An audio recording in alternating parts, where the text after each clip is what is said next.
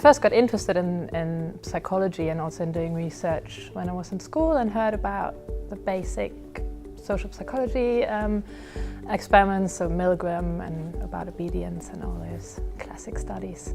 But I guess I never really thought that that would be a realistic career choice. I used to really not think that I was anything like the academics or the people, my lecturers, or anybody who taught me, but actually that's changed an awful lot as I've progressed over the years, and you realise that they're essentially just like you were, or were like you in some way.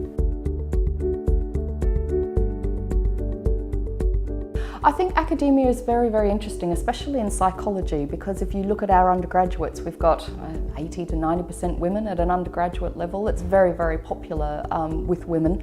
But as you go up the ranks, you see fewer and fewer women. So at a lecturer and senior lecturer level, it's okay. But if you get to sort of above senior lecturer level, so associate professor, and certainly at senior management, there are far fewer women. So I think one of the barriers that one could potentially see is that for women it might be difficult to really make it to the top.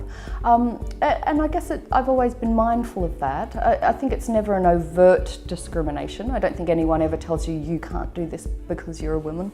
But there's often a lack of role models or a lack of people that you can, I guess, even talk to about the next stage in your career. I guess the way in which I've tried to overcome that sort of potential barrier is really just to go for it, to see what it is that I want to do and try and be really proactive about that.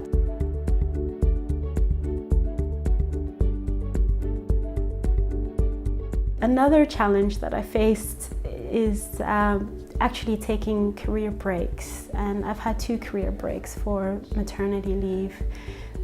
But again, I've been lucky in the sense that I've had an employer that has allowed me to return after extended breaks. So I had 9 months breaks for each of them, and then a period of part-time work after returning from maternity leave. And being part-time and then later going back onto full-time, the most important things there were being able to work flexibly, so that I felt that I could really get the most out of my day at work, but then leave at a time point when I could still get the most out of my children before they got too tired and had to go to bed, and then continue work in the evening. And I think the main things that allowed me to face these challenges was having the support from my employers to be able to work in this way. I make sure that I kind of schedule regular nights out with friends or with my wife, so things that kind of can't be pushed back by work. That enables you to sort of just at that one point say, no, this is what I've gotten done today.